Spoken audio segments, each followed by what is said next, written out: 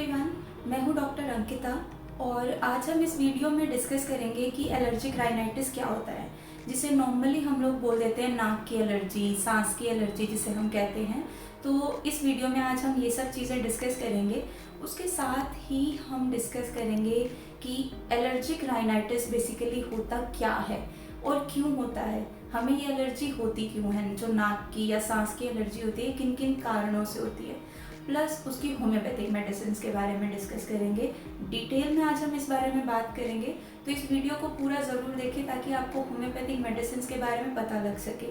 अब homeopathic medicine बहुत सारी हैं जिससे एलर्जिक राइनाइटिस ठीक हो सकता है, लेकिन हम आज सिम्टम्स वाइज डिस्कस करेंगे कि कौन से सिम्टम्स के लिए कौन सी होम्योपैथिक मेडिसिन यूज़ होनी चाहिए।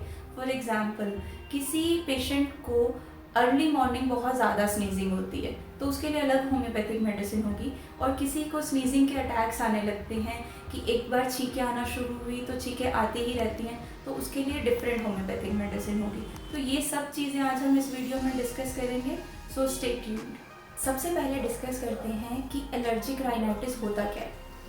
तो एलर्जिक राइनाइटिस जो है वो नाक की एलर्जी है, ये तो हम बात कर चुके हैं। अब नाक की एलर्जी क्या होता है, बेसिकली एलर्जी होता ही क्या है।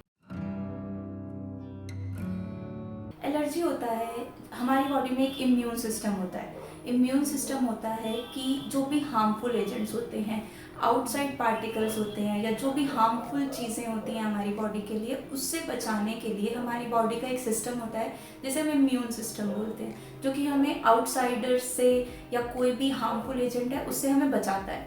लेकिन जब हमारा इम्यून सिस्टम ऐसी चीज़ों के अगेंस्ट रिएक्ट करने लगे जो चीज़ें हमारी बॉडी के लिए हार्मफुल नहीं है, फॉर एग्जांपल पोलन ग्रेन्स हो गए, डस्ट पार्टिकल्स हो गए, कोई भी चीज़ हो गई जिसकी हम सांस ले रहे हैं, जैसे खुशबू हो गई, कोई तेज सेंट, या फिर धूप अगरबत्ती की स्मेल हो गई, तो जब हमारी बॉडी इनके अगेंस्ट भी लड़ने लगी, यानी जो चीज़ें हमारे लिए हार्मफुल नहीं हैं उनके लिए भी रिएक्शन प्रोड्यूस करने लगे, तो उसे हम एलर्जी बोलते हैं।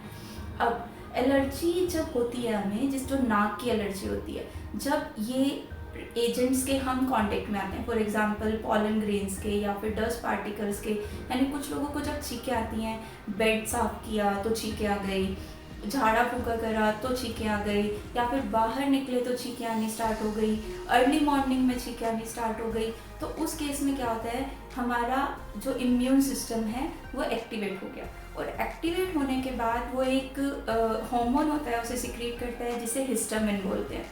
और हिस्टामिन सिक्रीशन जब होती है हमारी बॉडी में, तो उसकी वजह से जो नोज़ की म्यूकस मेम्ब्रेन होती है वो एक्टिवेट हो जाती है, और वो एक्टिवेट होने की वजह से नोज़ में से पानी आता है, आइज़ में से पानी आता है, मतलब जो भी हमारा म्यूकस मेम्ब्रेन है, म्यूकस ग्लैंड्स हैं, वहाँ से सिक्रीशन ज़्यादा स्टार्ट हो जाती है। जब वो ज़्यादा सिक्रीशन स्टार्ट होती है तो स्नीजिंग होने लगती है। तो यानी जब एलर्जी हुई, एलर्जी किसे बोलेंगे, जब नॉर्मल चीज़ों के अगेंस्ट हमारी बॉडी एंटीबॉडीज़ प्रोड्यूस करने लग जाए तो उसे हम एलर्जी बोलते हैं। और एलर्जिक राइनाइटिस के केस में यही होता है, जब डस्ट पार्टिकल्स, पॉलन ग्रेन्स और इन सब चीज़ों के अगेंस्ट हमारी बॉडी म्यूकस मेम्ब्रेन को एक्टिवेट कर देती है और हमें स्नीजिंग स्टार्ट हो जाती है, या नाक में गुदगुदी जो होती है वो सब स्टार्ट हो जाता है, तो उसे हम एलर्जिक राइनाइटिस बोलते हैं या नाक की सांस की एलर्जी बोलते हैं। अब बात करते हैं कि एलर्जिक राइनाइटिस के सिम्टम्स क्या क्या होते हैं। तो सबसे पहला सिम्टम आता है स्नीजिंग, पर स्नीजिंग के भी अलग अलग एस्पेक्ट होते हैं। कुछ लोगों को सुबह उठते ही या फिर मॉर्निंग में बहुत ज़्यादा स्नीजिंग होती है, ये एक तरीके का सिम्टम है। और कुछ लोगों में होता है स्नीजिंग के अटैक्स आते हैं, यानी एक बार छींक स्टार्ट हुई तो 10-12 छींकें, 15 छींकें कंटिन्यूसली आती रहेंगी, और ये दिन के किसी भी टाइम पे हो सकता है। सो फर्स्ट सिम्टम हो गया कि आपको स्नीजिंग बहुत ज़्यादा हो रही है। देन नाक में से या आँख में से पानी बहुत ज़्यादा आता है, ये भी नाक की एलर्जी का एक बहुत इम्पॉर्टेंट सिम्टम है कि आँखों में से या नाक में से पानी बहने लगता है।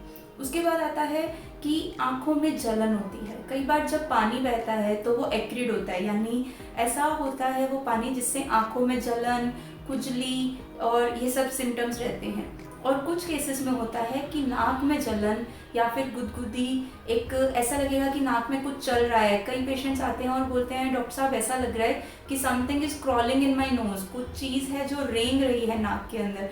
तो ये सिम्टम भी एलर्जिक राइनाइटिस का होता है। और कुछ लोगों में सिम्टम आता है जिसके अंदर पैलेट पर खुजली होती है या गुदगुदी होती है, यानी तालू पर कुछ लोगों को खुजली होती है, वो भी एलर्जिक राइनाइटिस या नाक की एलर्जी का सिम्टम होता है। ये होते हैं स्टार्टिंग सिम्टम्स। जब ये स्टार्टिंग के सिम्टम्स हम ट्रीट नहीं करते हैं तो ये सिम्टम्स कॉम्प्लिकेट होने लगते हैं, यानी कि साइनस बनने लगता है। अब कुछ लोगों को आपने सुना होगा कि मुझे साइनस की दिक्कत है, तो वो साइनस की दिक्कत नहीं होती। Mainly sinus is a normal thing, it is a normal anatomy. Sinus हमारी बॉडी में नॉर्मली होते हैं, हमारे फेस पर यहाँ पर साइनस नॉर्मली होते हैं। जो कंप्लेंट्स होती हैं वो साइनोसाइटिस की होती हैं।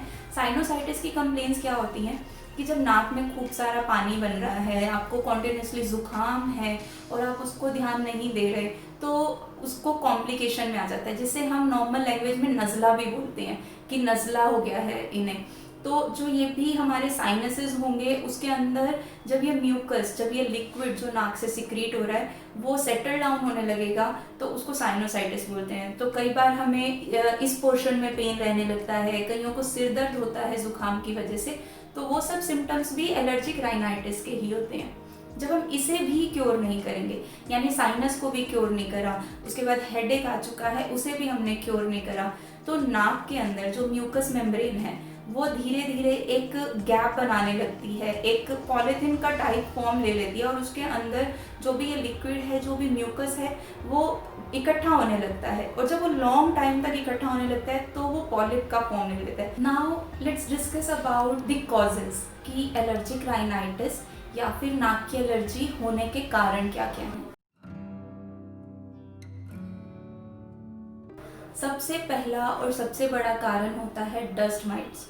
डस्ट माइट्स होते हैं या बेड माइट्स जिसे बोलते हैं। ये बहुत छोटे छोटे से कण होते हैं, बहुत छोटे कीटाणु होते हैं जो नॉर्मली आपको बेडशीट में या फिर पिलोज में, कर्टेन्स में, टॉयज़ में, जो सॉफ्ट टॉयज़ होते हैं बेसिकली, गद्दे में, सोफ़ा में, इन सब चीज़ों के अंदर मिल सकते हैं। सेकेंड सबसे बड़ा रीज़न एलर्जिक राइनाइटिस का होता है पॉलन ग्रेन्स। और पॉलन ग्रेन्स मोस्टली मॉर्निंग में इनका जो नंबर है, जो क्वांटिटी है, वो एयर में बहुत ज़्यादा होती है। पॉलन ग्रेन्स क्या होते हैं? वाइट कलर के या येलोइश कलर के पार्टिकल होते हैं प्लांट्स के फ्लावर्स के ऊपर, जो कि मॉर्निंग में जिनकी क्वांटिटी ज़्यादा होती है, और इनकी वजह से जो मॉर्निंग स्नीजिंग है उसे हम इसको बहुत बड़ा कारण मानते हैं।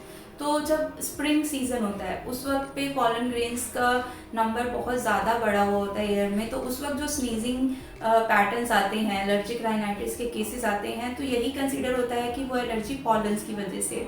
सो pollens is one of the major reason, major cause of allergic rhinitis after bed mites, dust mites.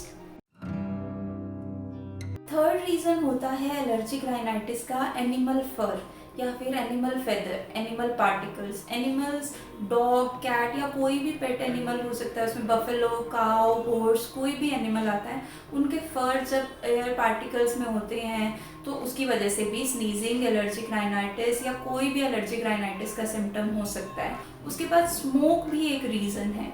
बहुत सारे केसेस में देखने नहीं मिलता, लेकिन कई केसेस में मिलता है जहाँ पर स्मोक रीज़न होता है एलर्जिक राइनाइटिस का।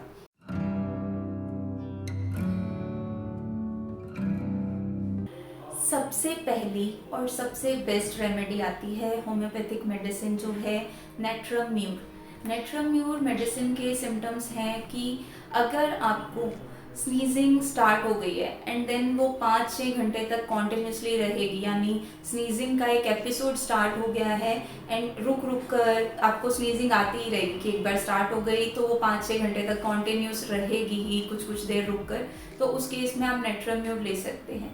सेकेंड सिम्टम आता है कि स्नीजिंग मॉर्निंग में बहुत ज़्यादा होती है, उस केस में भी आप नेट्रम्यूर यूज़ कर सकते हैं। नेट्रम म्यूर का एक बहुत इम्पॉर्टेंट सिम्टम है कि अगर आपको रो सॉल्ट बहुत ज़्यादा पसंद है, कि आप नमक ओवरली ले रहे हैं अपनी डाइट में, या आप नमक रूखा खा रहे हैं कि सिर्फ नमक लिया और खा लिया, अगर ये सब सिम्टम्स हैं कि सॉल्ट की क्रेविंग है और तो आप नेट्रम म्यूर मेडिसिन ले सकते हैं। क्रॉनिक केसेस हैं कि पेशेंट आता है और वो बोलता है कि डॉक्टर साहब मुझे 5-6 साल से स्नीजिंग की प्रॉब्लम है, एलर्जी है नाक में, सुबह उठता हूँ तो छींकें स्टार्ट हो जाती हैं, या फिर दिन में अगर एक बार छींकें स्टार्ट होती तो वो रुकने का नाम ही नहीं लेती। तो उस केस में मैं अपने पेशेंट को नेट्रम म्यूर प्रिस्क्राइब करती हूँ। नेट्रम म्यूर का सबसे बेस्ट रिजल्ट है 6x पोटेंसी में। नेक्स्ट मेडिसिन आती है सेबेडिला। सेबेडिला मेडिसिन आपको कब लेनी है? जब स्नीजिंग के एपिसोड स्टार्ट हो ठंड की वजह से, यानी कोल्ड सेंसिटिविटी हुई, आप कोल्ड एक्सपोजर में गए और छींकें स्टार्ट हो गई, आपका कान लाल होना स्टार्ट हो गया, नाक लाल होना स्टार्ट हो गया ठंड में जाते ही, बहुत सेंसिटिविटी है ठंड के अगेंस्ट, तो उस केस में आप सेबेडिला ले सकते हैं। या फिर कॉन्टिन्यूसली छींकें आती जा रही हैं, रुक नहीं रही हैं, उस केस में भी आप सेबेडिला ले सकते हैं। सेबेडिला आपको लेनी है 30 पोटेंसी में। 30 पोटेंसी में सेबेडिला की मेडिसिन लेंगे और 2 ड्रॉप सुबह और 2 ड्रॉप शाम को डायरेक्ट टंग पर डालेंगे तो 2-3 वीक के अंदर आपके सभी सिम्टम्स ठीक हो जाएंगे। नेक्स्ट मेडिसिन आती है अरुंडो म्यूर। अरुंडो म्यूर आपको अगर लेना है तब जब नोज़ में और सॉफ्ट पैलेट पे, यानी नोज़ के अंदर आपको कॉन्टिन्यूसली गुदगुदी हो रही है, या फिर सॉफ्ट पैलेट पर गुदगुदी हो रही है, या ऐसा फील होता है कि नोज़ में कुछ क्रॉल कर रहा है, उस केस में आप अरुंडो म्यूर ले सकते हैं। अरुंडो म्यूर भी आपको 30 पोटेंसी में लेनी है, 2 ड्रॉप मॉर्निंग में, 2 ड्रॉप इवनिंग में, डायरेक्ट टंग पर, और 2-3 वीक तक कॉन्टिन्यूस रखना है इस मेडिसिन को, तो सिम्टम्स ठीक हो जाएंगे। नेक्स्ट मेडिसिन आती है अरेलिया रेसिमोसा। अरेलिया रेसिमोसा आपको मदर टिंचर फॉर्म में लेना है। मदर टिंचर फॉर्म में 20 ड्रॉप्स मॉर्निंग में, 20 ड्रॉप्स इवनिंग में, हाफ कप वाटर में आप लेंगे तो अरेलिया रेसिमोसा का इफेक्ट बहुत अच्छा रहता है। अरेलिया रेसिमोसा आपको कौन से केसेस में लेनी है? जब स्नीजिंग स्प्रिंग में हो, या फिर जिसको हे अस्थमा बोलते हैं, स्प्रिंग के सीजन में अगर स्नीजिंग पॉलन्स की वजह से यानी स्नीजिंग हो रही है बहुत ज़्यादा, तो आप Aralia racemosa mother tincture form में ले सकते हैं। आप इन सब में से कोई भी मेडिसिन ले सकते हैं जिन मेडिसिन से आपके सिम्टम्स मैच कर रहे हैं।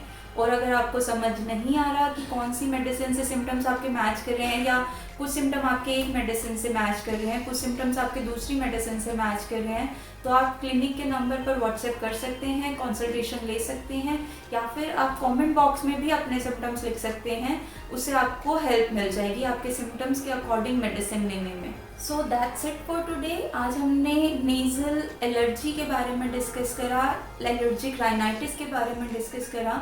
इसके अंदर जो नेज़ल पॉलिप्स हैं जिसके बारे में आज हमने बात करी है, उसके लिए आई मेक अनदर वीडियो।